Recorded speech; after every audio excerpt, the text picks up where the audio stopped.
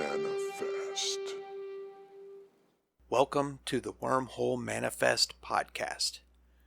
This is our first ever episode in what hopefully will be a long line of episodes to come. I really hope that you enjoy it and will support it by following it on social media. We'll be available to listen to on Spotify, iTunes, Google, and wherever you get your podcasts. Video versions may eventually be on YouTube as well, so stay tuned for that. By using my crazy antics and theories that have come out of the wormhole for the last few decades, my goal is to share a wide variety of information with you and hope that you will be entertained. I also will be sharing some of my stories and experiences and what I've done to overcome some of my mental health challenges. This show is going to be very different from anything that I've done in the past and is a mere attempt at sharing information that I feel is important and relevant. I'm going to be having a wide variety of special guests each episode so we can tackle some different topics that will engage the listeners and to share some of their stories and perspectives. I also want this show to be fun and informational and hopefully helpful more than anything. The show will be constantly changing and evolving as time goes on, so I hope you will stick around and see how it does. Enjoy. Okay, so now I would like to introduce our first ever Wormhole Manifest special guest. Erica, your name has been put on the manifest, so are you ready to take a trip into the wormhole with me? I'm ready, Matt. She goes by Erica, or at Ellen Barstar on Twitter. If you know and follow her already, then you know she's witty and charming person, very funny, and has a nice way of telling it like it is and not putting up with any ridiculousness. And I've seen it. I've scrolled the timeline. I love how you put things out there and just say, this is how it is. And yeah, I think people either get it or they don't. And if they don't, then, well, they never will. Yes. So welcome. How's everything going on in your part of the world? Well, thank you for having me, Matt. And things are good. I can't complain too much these days. Good. So one of the main topics in the world that's going on right now, and everybody hears it constantly, is COVID.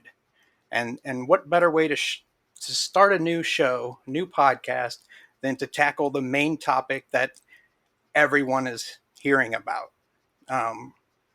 Now you yourself have had it, and it was like Yes. a year and a half ago, like right when the pandemic was first starting. That's right.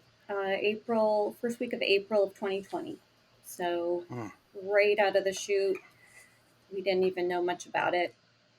And we couldn't even get tested right away for it. It was really, it's really scary. Yeah, I bet. Yeah. Yeah, At like that time, it was either you kind of lived or died, and there wasn't much else known about it. So yeah. That's been my journey the last year and a half, really. I think maybe how you and I started talking more was through my long haul COVID situation. Yeah. I definitely I read basically like your summary of the things that you've been going through, like on your fundraiser, and Yeah. I was just like, wow, like I'm like, I've heard a lot of people. I know a few people that have had it, but like I haven't seen it written in a way where it was like detailed and really showed like what you went through. And that's like, I think what a lot of people don't understand is that it's not just something where, I mean, to some people, they may get it. They say they feel sick for a couple days and then they're over it, like then they praise their immune system and say everybody else just is weak or dumb or, whatever. But like majority of people out there that get it, you don't see their story, you don't hear what they actually went through. So it's very difficult for for the masses out there unless they've been through it themselves to understand and where somebody's coming from and what they have to deal with. Like Mhm. it's just I couldn't even imagine. Like even I've known people that have gotten it, and like I said, they got over it, but like um, they didn't tell me the ins and outs of and there was nothing like they didn't go into like the back end of it saying like once they got better, you know, like how much better were they? Like Right. was there any like lasting effects? Do they think that their immune system is completely shot now, or is it stronger than ever? Yeah. Yeah. So from your perspective, like, and having read your story, Hmm. it really kind of opened my eyes to see that there is more out there. Yeah. That There's so much more. Yeah, and everybody's story is different, I'm sure, but like it's I think it'd be important. So like from your perspective, like if you could go back to the beginning, Hmm. and just kind of highlight some of the things that you dealt with, some of the more difficult things, and then when I want to kind of get around to a point to say like how you're doing now and like Hmm. what you did during that time to keep your head up and kind of take care of your mental health, because that's what I can see a lot of people dealing with this, and like not um they may get better physically, but they may have lasting effects mentally. They may have depression, they may have anxiety and things that um just they just may not be in a good place knowing what they've been through, and they just may not come out of that. So hopefully we can share info on how to like just share your experience. Yeah. What did you do to keep your chin up and get through it? Well, interestingly, the the beginning of the illness, when I was bedridden for the first few months, and I had a fever that lasted. It lasted almost a month. I was able to track it and count it for 26 days once I was paying attention. Oh man. And that was with NSAIDs and things that I could get over the counter. Um, I didn't have a lot of like depression or even fear during that time because I was so exhausted. I didn't have anything else other than um, the kind of misery I was in that moment, and it was all physical.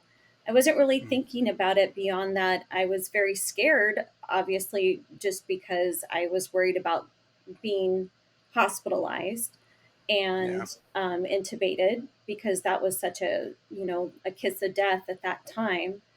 Um, but really, I was just trying to get through the day to day, and that was where I was at in the very beginning. Mm, It was very lonely. I was fortunate to have someone living with me at the time, and she's also on Twitter, and she's my best friend, and she works for one of the schools around our area. So when the school shut down, she was working from home and was able to do that. But it oh was just wow. the two of us, completely isolated for over 60 days. We didn't leave.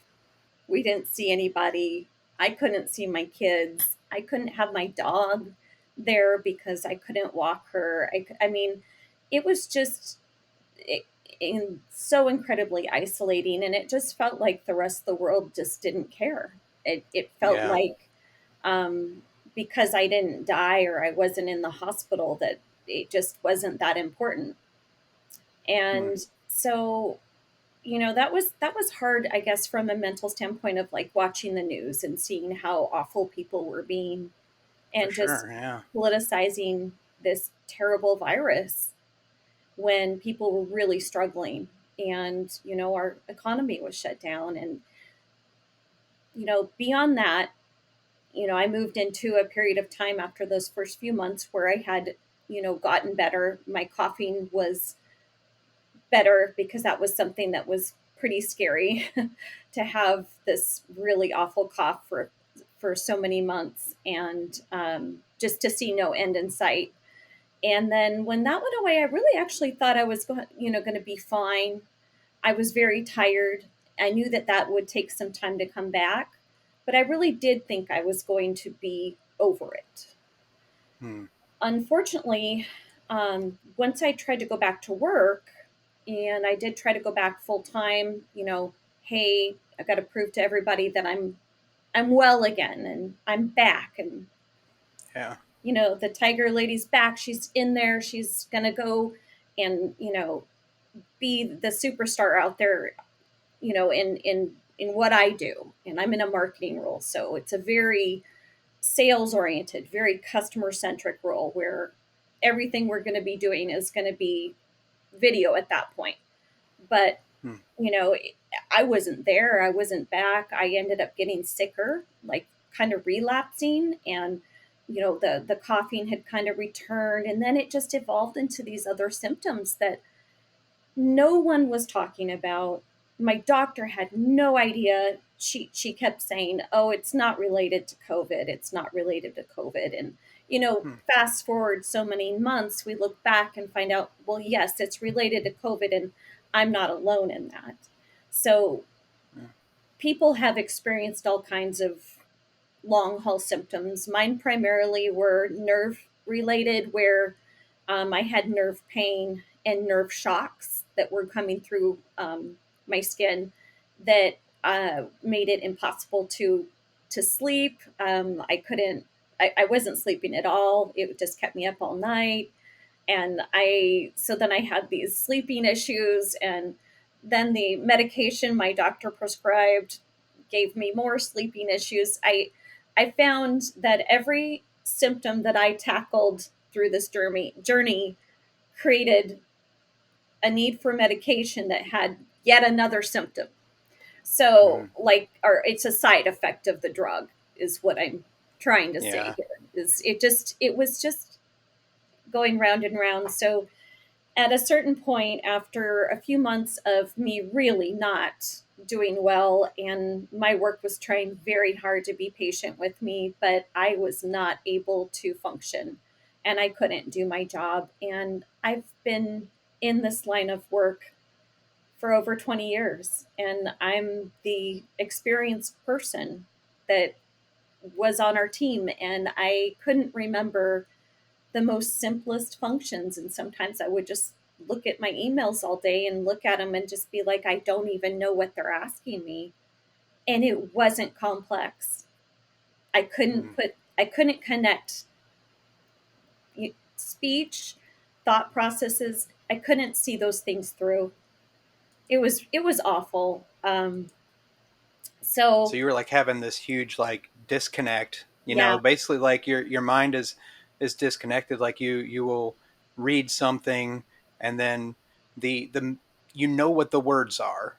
yeah, You know what the words are, but the meaning to them gets lost. And I can completely. definitely identify with that. Like back before I retired from the military, I was doing some very similar things like that. So I know what you mean when I would sit at my desk and read through emails, and then I would get done reading like an email, and I'm like, I have no idea what that just said.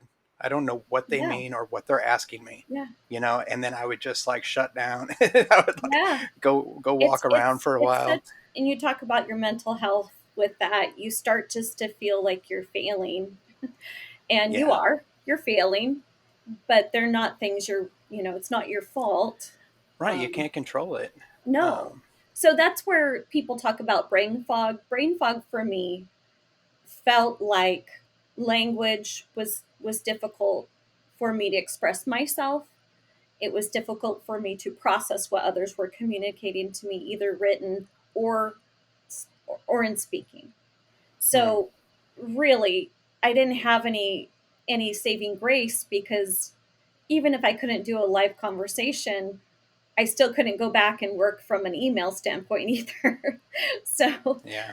I remember my partner of 4 years. He would come and just ask me what I wanted for dinner sometimes, and I'd start sobbing because I couldn't understand what he was Hmm, asking me. Something yeah. that simple, and it sounds very far fetched, but it is that's what happened, and that's what brain fog is when you can't connect language and thought and speech. Um, Yeah. so I was really, really scared at that point, because if my mind wasn't working, how was I going to, what was I going to do?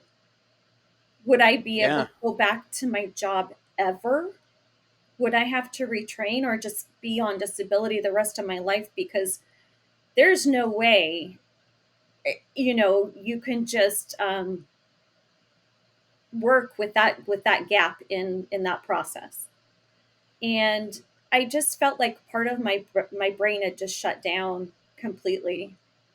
So, Yeah. And that's with scary. I they know what. they had me tested for see, we went because my symptoms mimicked certain diseases. So we had to rule out these other diseases. Oh boy. And like many long haul, I don't know what we call ourselves, long haulers. You're in Every it to win it. yeah, right. If we would go and if I went and had a test done, and I had had MRIs done and CTs, and like we thought maybe I had MS. We thought maybe I had some weird nerve disease, and everything comes back as fairly normal. There's a few abnormalities, but nothing that would cause the level of just disablement that I was in.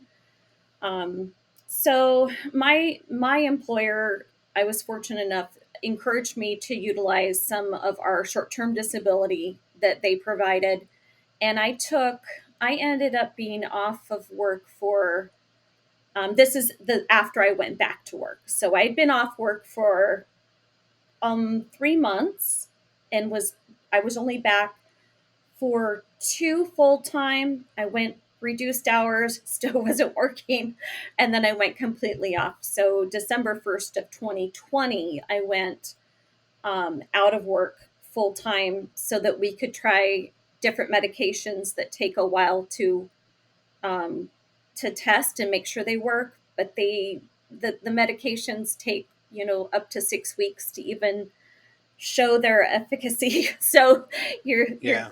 it might not work after 6 weeks, and you've got to start over. It was a lot. So Trial I and error. it absolutely, and I thought I would be Yeah. back. You know what? I really thought I'd be back in 30 to 60 days.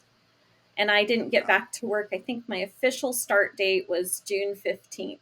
So it was a full 7 months, but then I'd missed so much time over the year before. It was actually quite a bit more. And obviously, my health is the most important part of this, but just as I'm feeling like my second lease on life is coming my way, I realize I am so fucked financially because even with some short term disability and maybe some paid family leave that we have in my state, I had reduced income to about 50% of what I'd made before.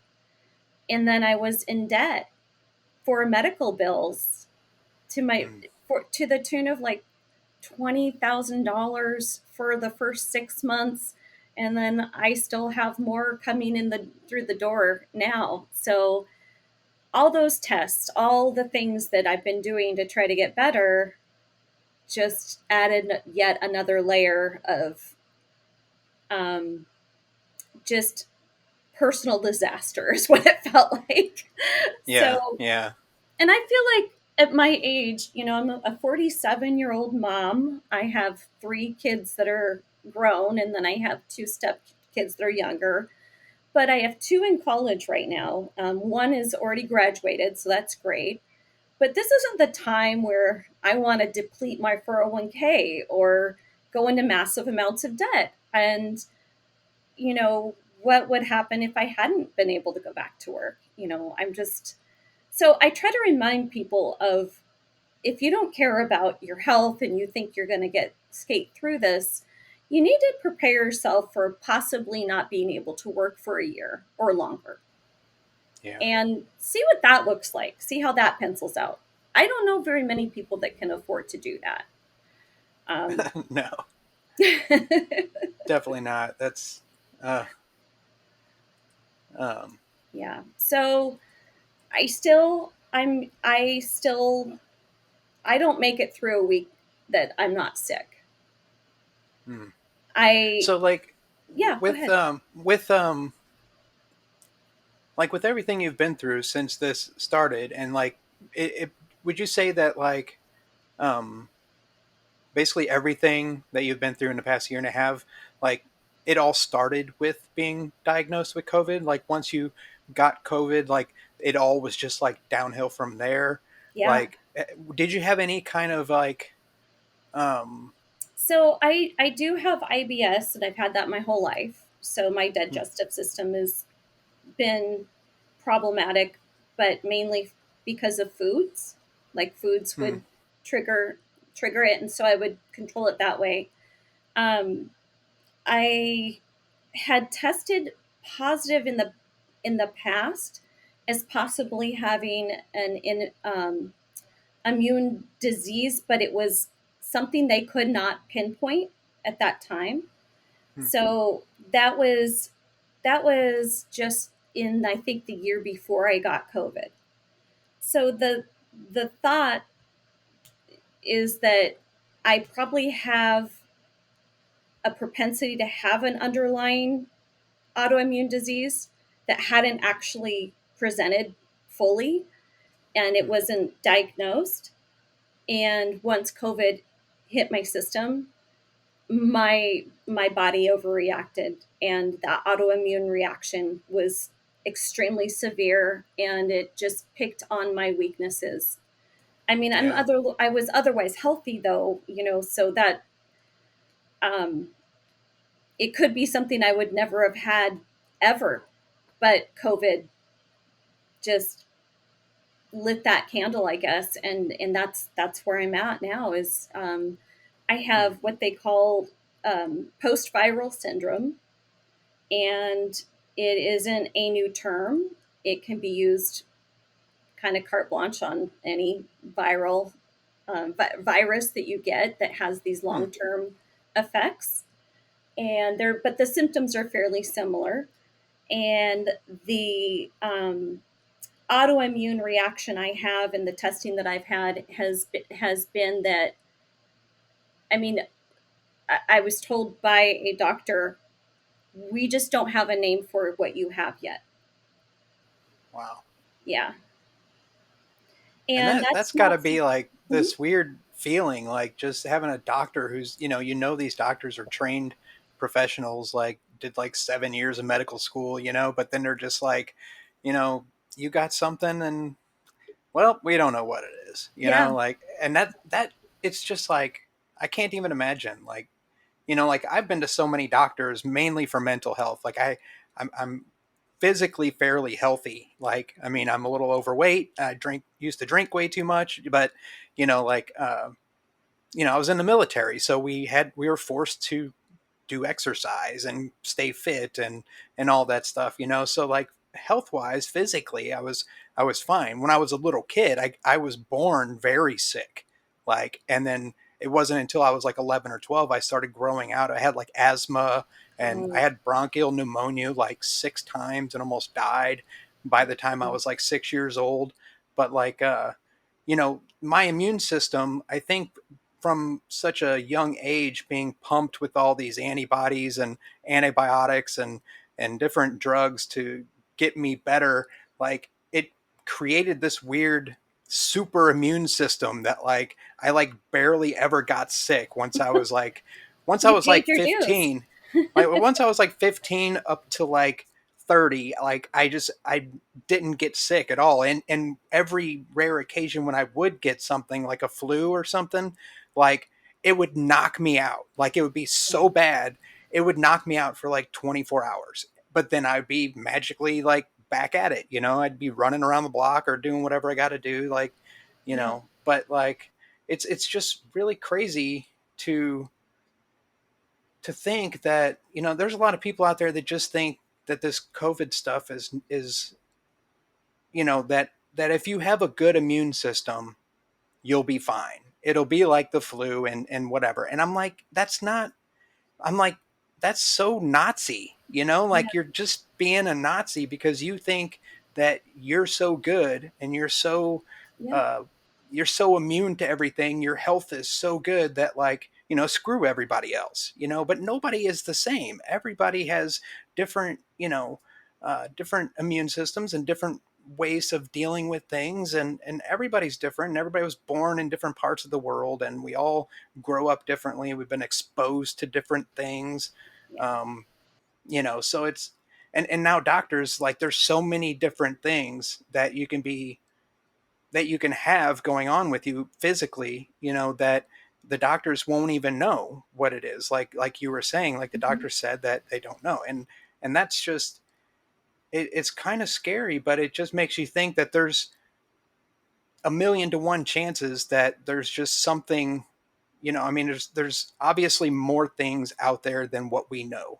And Yeah. for all people to just blanket statement saying this is what you need to do to get over COVID, like, no, there's a million other people out there, and all their symptoms are going to be different, and then they're going to have different side effects that vary so much that you even doctors won't know what it is or how it was caused until they do the research and spend the time, diagnosing and testing and doing all this stuff. So it, it's just a scary world that we live in right now with so many Yeah. variables, and what you've been through, it's just, I don't know. Well, Like, but we've talked about the mental health side of this, and I think even a healthy bodied person is there's a lot of people that are suffering, and I don't think that yeah.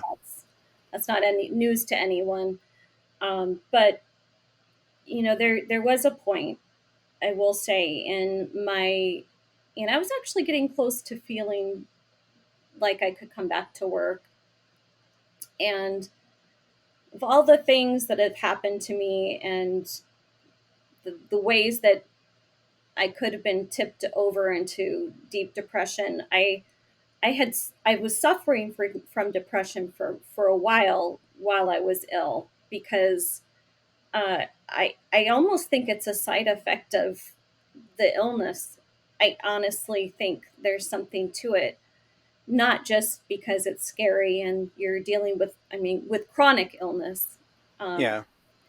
but I was having night terrors for months, and Mm, and I think that it was, goes kind of back to feeling like, what if I what if I don't recover? What if I don't make it through this? Or what is my life going to look like? I mm, actually had the thought, oh my God, I'm too selfish to be chronically ill. I can't do this. You just think, I can't. I don't want to do it. This is just not fun anymore. yeah. So many things were different, but um, it was when I realized my financial situation as my health improved, and then I had, like, one of our disability carriers that I was working with, um, suddenly denied my claim, the claim that I'd had since, for months at this point, just suddenly just said, yeah, we're not going to do this anymore. And that kind of Mm, tipped me over, because I I I think I just take too many kicks at that point. I don't think it was just that. It was like, it was a culmination of everything. So yeah. again, kind of like that financial piece, I am so thankful I'm alive. I am. I am so sad that everything that I felt like I worked for in my nest egg that I built up so that I could have a life at some point after work. Um, I didn't think I would be starting over with that at my age. So it's Yeah. it's No, just I unfortunate. I can definitely relate to that. Like, having, you know, I I I understand it completely. Believe me. Like, I mean, I worked for like 25 years, like being military and also government contractor. And I worked my ass off and I put into my 401k and I did all the things I thought you were supposed to do, to succeed. I got my education. I worked for a really good company. And I just contributed to my savings and did all this stuff. And I did a lot of stuff on the side. I used to like flip houses and do all kinds of crazy stuff and like just take all that money and put it into a new project and then build on that. And then like, and then all of a sudden, like, it's like the walls fall down and everything gets swept out from underneath you. And you feel like, I guess I'm starting from scratch. It's back to the drawing board, Yeah. and that is not a good feeling, especially when you already have a lot of stuff going on in your head that's putting you into a negative or dark space. Like, That's you right. know, a lot of people I don't think would make it out of a situation like that. So that's why I think um, people like you and I, like, we have to look at what we've been through and then push towards the future. And Oh, I think I lost you. I think so too. Hold on. There There you we are. go. Okay. Sorry. Well, actually, it's time for a break right now. Okay. So let's do this. We'll take a break real quick, and we'll listen to the ads from our sponsors. Yeah, I can't wait to get some sponsors. Yeah, bring your Anyway, own. so we'll take a quick break, and then I'll let you. Yeah, then we'll get back to this, and we'll finish off the discussion. And I think I have a couple more points to make. Yeah, And Yeah. And if we don't finish, because I know we could probably both talk about this for like a I long time, know. because I think that there's definitely a lot of information that I think we both feel would be valuable to other people that are listening that don't understand what you've been through with COVID, what I've been through with mental health, and all that. But all right, so we'll be right back. Everybody, stay tuned, and we'll be back with you. See you soon. Hey everyone, Matt here. I hope you're enjoying this very first episode. I do have to apologize that during the initial recording, it did get a little botched up and we lost about 10 or so minutes of dialogue, but I think I've managed to recover the majority of the main conversation with our first special guest. It's a first episode, so there was bound to be some technical difficulties, but I didn't want to have to like redo everything, so I've done my best to edit and keep the important parts. In future episodes, I hope to get a better handle on some recording and editing techniques, so please bear with me. Also, I'm sorry about my interviewing style. As someone who's been dealing with mental health issues for the last several years, I'm finally getting around to basically learning how to speak and communicate again. It's been rough, and I haven't socialized or talked verbally to anyone outside of my immediate family and a few random discussions. I mostly type things out online and in text chats and messages. So, again, bear with me as I learn how to produce quality podcast content.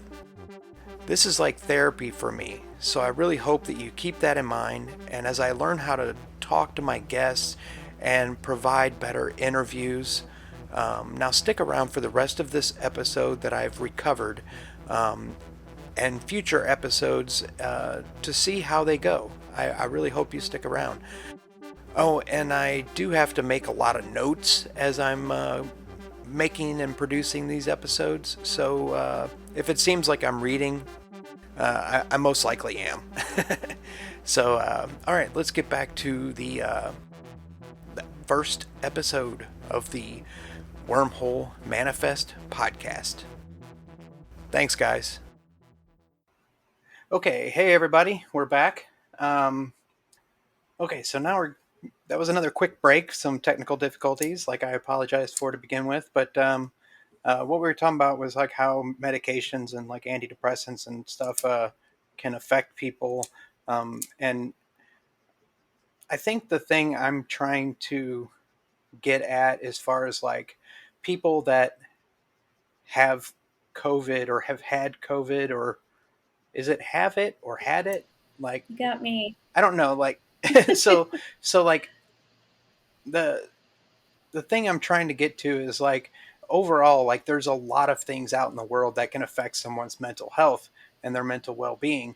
And I don't see how any different a worldwide pandemic from a crazy virus that has come out that's relatively new. There's been kind of similar ones in the past. There's been lots of different kinds of virus, uh, things that have happened throughout history, that have taken a lot of lives and things like that. But you know, looking into things now, as far as with what's going on now, and also with how it compares to even before COVID, the the thing about mental health awareness, in the past 5 to 10 years has been a highlight for, it's been in the media, it's been, it's getting more attention. Same with things like autism and stuff like that. I have a 15-year-old son who has the Asperger's syndrome, Mhm. and he was born with that, so he's a little different, but he's normal to me. Like, that's how he is. But like, things these things were not made, uh, nobody made a big deal about it a long time ago. They either said that people were crazy, or labeled them with different kinds of, or got thrown into mental institutions, or insane asylums because they were just different, or they were neurodivergent. And people didn't understand them. I can look back in history and say, this person might have been acting autistic by what we recognize, but 100 years ago or 200 years ago, they probably thought that person was a witch and burned them at the stake Yeah. because they were so different than what they were used to. So, like, the times have changed, and now we're being more aware of things that are going on. And we're especially aware now of COVID because it's sweeping the globe, and there's a lot of conspiracies about it and a lot of different viewpoints on it. Um, but like, I guess the thing I want to see is like, if you are on some antidepressants and you know what that feels like, what it feels like to switch between one to another. Um, I know what it's like. If you stop too soon, like if you go cold turkey, you would get like withdrawals because your brain's not getting what it's used to getting Right. as far as the serotonin levels, and that can throw you into a whole different realm of, it can make you physically ill, Yes. and that's not a good thing. You don't want that. So that's why it's good to taper off of these things, as doctors will recommend. um, as far as, I guess I'm wondering, like, since you've had to deal with all these issues with COVID the the difficulties of it, um, do you see yourself having a different mindset, like, on different kinds of medications, like, and what they're used to treat for, like what's your viewpoint on that, like, as far as medications go, and being post COVID, um, and keeping in mind that some drugs are made for mental health symptoms, but they're not a cure by any means. Right.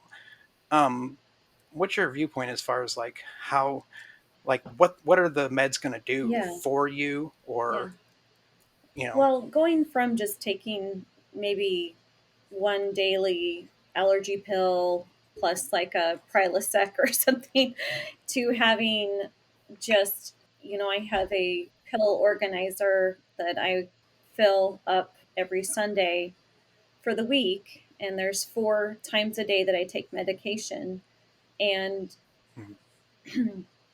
I think that at night I've counted up to 19 pills that I take just before I go to bed. And that's Wow. just, I mean, I stopped counting. It's not worth knowing at this point. But my experience being on so many medications has been that sometimes when I've taken one thing to correct or help me with one symptom, the side effect of that drug has created yet another reason that I need to take another drug. And, Mm. and a lot of this has to do with how it affects my energy level or how I'm able to sleep or not sleep, whatever those things are. Sleep has been disrupted quite a bit since COVID. But Yeah.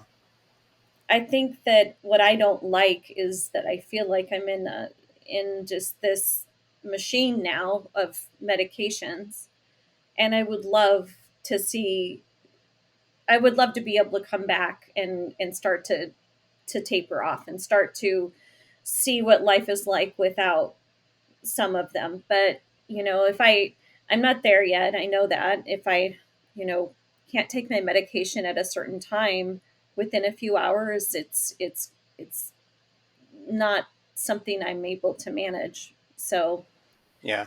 um, I keep Yeah, I know waiting, that but feeling. yeah, it would be nice to be able to cycle back. But I mean, does that answer your question a little bit? Like Yeah, no, that makes perfect sense. Like, but I don't see uh, any other way, like when in retrospect, of how I could have helped myself move forward in recovery without taking the medications that, luckily we have available. yeah, yeah, and I think that's like it's a big thing, and there's a big gray area um, when it comes to treatments, diagnosis. Um, big pharma has all these medications, uh, and I was in the same place. Like I was on like 9 different medications, and like, uh, and that was after trying like dozens of them before for like the past 15, 20 years. But like just in the past, like since like 2015, when I had retired from the military, and started dealing with a lot of things, like I tried like all these different medications, and it was just like a never ending cycle of let's try this, Yeah. let's see how this goes. You'll be on this for 6 to 12 weeks, and then you should start noticing something Yeah. different. Maybe you'll be, there's never any like back to normal or whatever. It's like you just create these like new normals, Yeah. like, and and it just got to a point after many many years that I just kind of woke up and I was like, these medications, I don't know if the diagnosis that I have, like any of them, are even legit. Mhm. Like, yeah, I talked to these doctors and these psychiatrists and stuff like that, but I look back at the things that I told them and I'm like, was I even being honest? Was I being honest with myself? Right. Like, I don't know. Like, so if you're not honest with the doctor, how can they professionally diagnose you with something, because they're only going off of what they think Yeah. you said or what they think you mean when you said one thing. So um, I started figuring out that I need to figure out what is my truth, like how do I actually feel, Yeah. and then I need to tell them that. And when I realized that, I switched doctors yet again because I had so many doctors Mhm. and went to so many different therapists and all this stuff, and it just kept switching. I didn't like one, and then I went to a different one, and they're like, "You need to get on this medication. Let's try this for another couple months," and I'm like, I just got tired of it. Yeah. I got tired of the runaround. I got tired of different diagnosis and like possibly misdiagnosis, because you never know. And so I kind of thought, what is my truth? Like, um, what do I want to do? In my mind, I was like, I want to get better.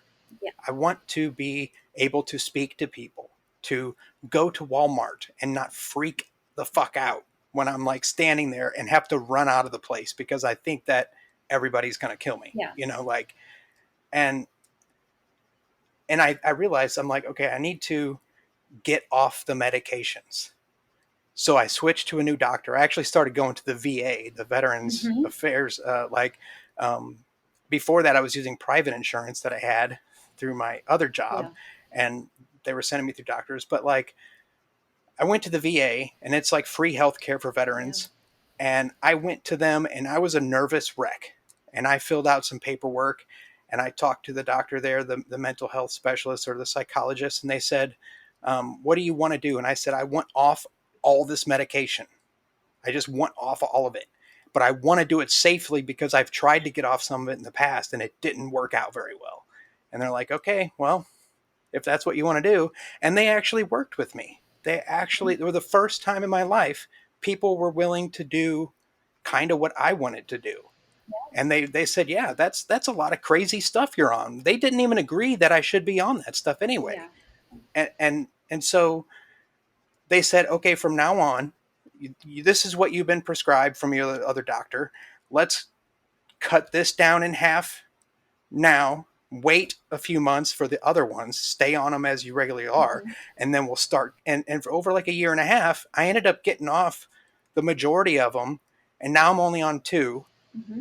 and they're very minimal dosage of what it used to be on, and I'm like, it's like a night and day difference. Yeah. Like it's just, but I'm also doing some other things on the side that are not. Uh, Well, uh, you're gonna talk about that another. yeah, yeah.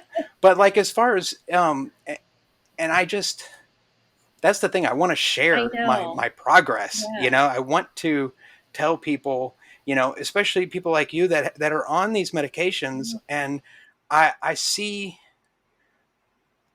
people out there in your same shoes that are all on these medications, and like I don't see people living their best lives. You know, like I see people, they're going through the day to day, and it's just like, you know, I just want to do something. I feel like I'm like, you know, knowing what I know now Yeah. from where I was, like I want everyone to feel how I do. You Well, know, that's like not like I do, but you know, right. you know what I mean? Yeah. Like I want people to feel good and know that they matter, you know, like, and it's just, Well, I don't know. especially with what you've gone through, if you can help just, I mean, anyone that I just think Yeah. all of us need, these connections, first of all, reminding us that we're all still connected and we're still humans, even Yep. though the world's on fire, we're all still here.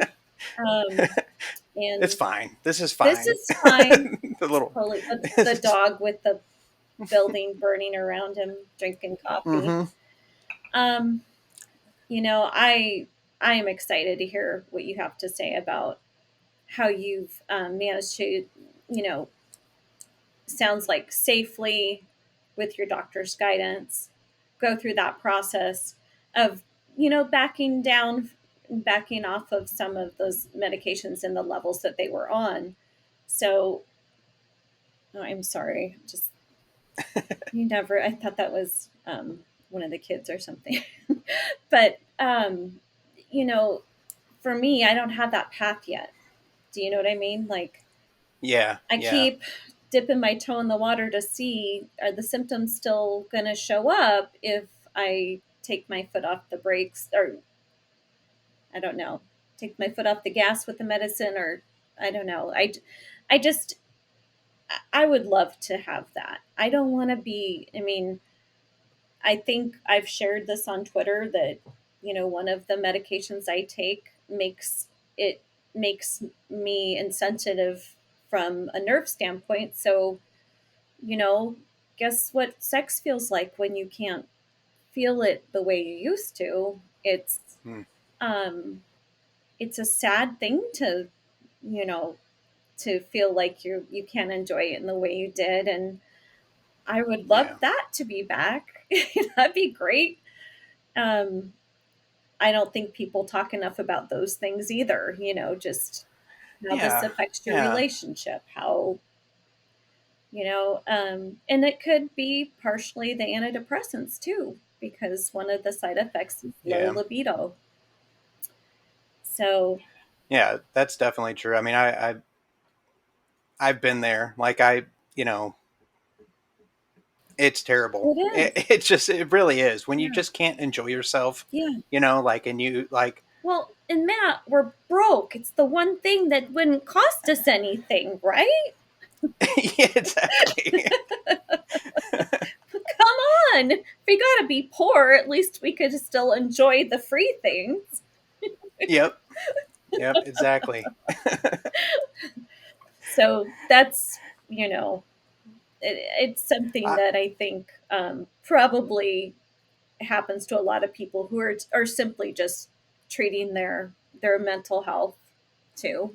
yeah. So yeah, That's the thing about like mental health is like a lot of people still, even though it's more aware, there's more awareness now out in the world and in the media and all that. Like there's still a lot of places in the country and stuff where it's just, it's like not okay to talk about it. Like yeah, it's not okay for men to have feelings or emotions or right, cry even, like yeah, it's just, you're not a real man if you cry, like I tell my kids all the time, I'm like, if you feel sad, then you cry. Like you yeah. let out those emotions. Like you don't hold stuff in because that just, if you bottle things up, then it just Oh, makes it worse later. But yeah, and as far as, it makes some angry men, for sure. yeah, Most men don't present depression as sadness; they actually will express it in anger.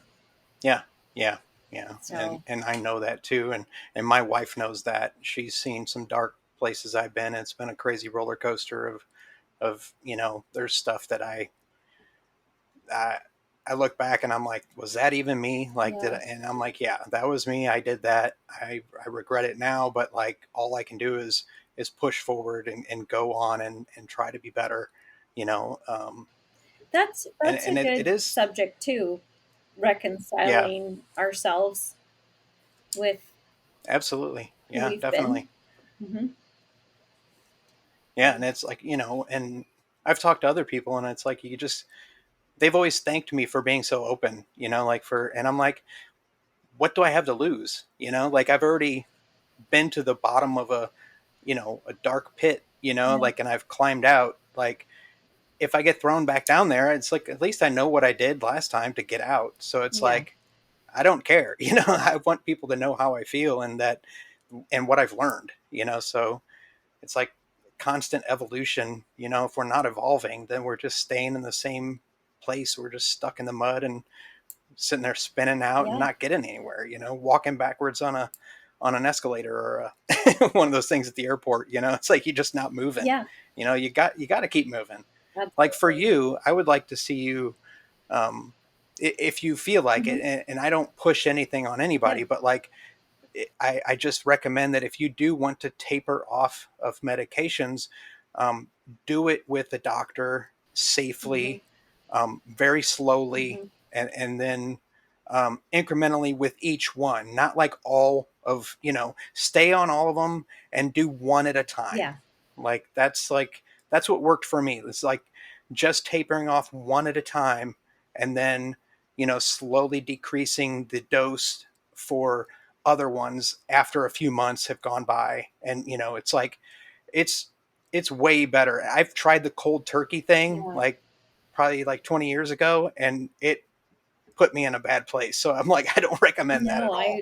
I can totally understand that, especially just what I had gone through just the one time. I Yeah. couldn't believe just switching one. I'm like, antidepressants, they're all the same, right? No. No. No. You're putting a chemical into your brain, basically. So, Yep. live and learn there. But um, Yeah. I have a Well, daughter look. who has she's bipolar manic depressant, has Mm, ADD, and she, you know, I I still don't think I could understand her as well as I do now. As yeah. and I really thought I understood her and her situation really well before COVID, but everything that's happened this last year, and then real battle to keep my mental health just just to stay afloat with my mental health, And I know she's gone through several medication changes, and she's a younger person. I mean, she started this when she was 13. So Yeah. she does have a chemical imbalance, and she will have to remain on the medication the rest of her life. And that's okay because she's taught me so much, and she's doing so well, and I'm so thankful for that. But And that's the important thing. I have a lot Yeah, more that's respect important that, for what she has gone through than I thought was possible, because I really thought oh gosh, I'm so proud of her, just like I just said to you. But yeah. I didn't know I could understand at the level I'm at right now. Hmm. Well, we need to wrap up here, Okay. but um, thank you for telling all the listeners about your experience with COVID. I'm glad things are getting better. Like you're back to work and doing okay there. Yeah, it sucks that you had to reset your life, kind of, but it's not the end of the world. Like it's there's probably thousands of people out there that have gone through this without a pandemic or getting a deadly Right. virus, but so we just have to, we have to stick together. We have to communicate. We have to share our stories and try to understand what each other is going through, Mhm. and be empathetic, that we, and try to help when we can. If someone's in a better position, then I think, if I was in a better position, I'd be helping a lot more people. And Yeah. that's kind of like what I can do with this podcast, hopefully, is just share some info. There's nothing else I can really do. I have no money, so I like, mean, hey, but I have all this great yeah. equipment, and I can record stuff and I can tell people things that are on my mind. And I'm like, if that helps one person, then I've done my job. So, Well, and um, sharing the platform, like, this is therapy for me, because oh yeah, it normalizing, is for me too. you know, that I'm not alone. You and I know that we're not the only people that are going through these things. And it doesn't have to be exactly the same to understand when Yeah. someone's struggling. So, Hmm. yeah, I mean, my community looks very different than it did before, because I shed a lot of people that I don't think were, I think that we'd outlasted whatever Hmm. initial relationship we had for whatever reason, and nothing bad. But Yeah. um, my circle's smaller because I don't want to miss out on what's happening directly in front of me. And Yeah. I was too spread thin all over the place before. So I just kind of keep my little circle now. Yeah, that's good. I mean, you got to know, sometimes we do spread ourselves too thin, and we put ourselves out there too much. And, Yeah, and I think that can end up being like we put ourselves out there too much to the wrong people, right. and they kind of drain our life force, and they like take away our, like any positive vibes that we have to give, and that we could be directing in a different direction towards people that deserve it, Yeah. and can actually thrive and grow from it. Um, but yeah, so thank you again for being on Oh, here. thank I you. definitely want to get you back on here again. We're going to, if you have anyone that you want to shout out on the episode, Hmm. like give their Twitter handle or just a name or whatever you want to do, just go ahead. Let them You know. know what? I'm not gonna this time, because I always get their Twitter handles wrong. I'm really bad about remembering these things. So Got to write them down I'll or have to keep a write little them sticky down. note or something. Yeah, I mean, I definitely have a few people, but they know who they are. Okay, well, I have a few real quick. I'm Hmm. going to shout out um, at adjective J. That's at adjective underscore J. He was guiding me towards um, the setup of this new podcast. Uh, if you know his name, you know him from the at Frowntown Pod. It's the Frowntown Podcast. They're based out of Seattle, I think. And it's him and V Chatty. They do that podcast, and they're amazing, fun guys, and they have a really great quality sounding podcast that I hope to emulate someday. And he's given me a lot of cool tips on how to do some of the editing and basically this program and format that I'm using now. So shout out to him. Another shout out is to at Get Off My Planet, my partner in crime, Rachel. She has literally saved my life Oh, on at least one occasion. Like I could have actually been dead if she hadn't done what she did. But and she continues to support me every step of the way on my healing journey. And without her encouragement and reassurance, I'd be a complete and utter disaster. So hats off to her. She's been through a lot in the past almost 8 years we've been together. But um, yeah, she's gotten to witness the the uh, the the low end of my personality, the complete opposite. Like there's like Jekyll and Hyde. You know, she's seen them both. You know, those dark parts of me, and now I think she likes the new me. So she so I'm glad that the I can be authentic better. you. Yeah, I used to think like, you know, I want to get back to how I used to be, or I want to be my old self, but like I really don't. Like I liked some of the aspects of my old self, like before all the drinking and all the other stuff, before I had kids, before I, you know, military, you know, things that I can pick and choose those things that I liked. But like I pick and choose those things into the new me, the person I want to be. And that's what my goal is. I don't want to be the old me, or I don't want to go back in time. I just want to move forward and evolve and grow. And that's what I hope to learn and will help me on that journey is by doing this podcast and having wonderful guests like you, Erica. Thank you so Oh, much thank for being on you. here. I'll be on anytime So you want. I can talk for hours.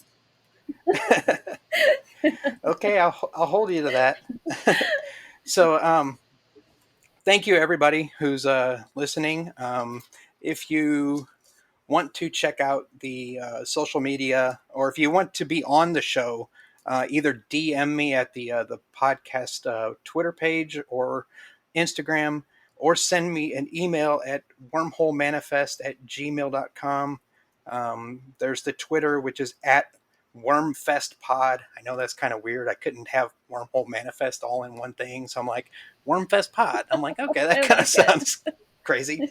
And then on Instagram, there's it's wormhole_manifest. And then yeah, there's like a I can't see. There's a link tree thing out there. You know, it's like linktr.ee uh, /wormhole_manifest, and that's a web page that has all the links to the social media and the link to the email.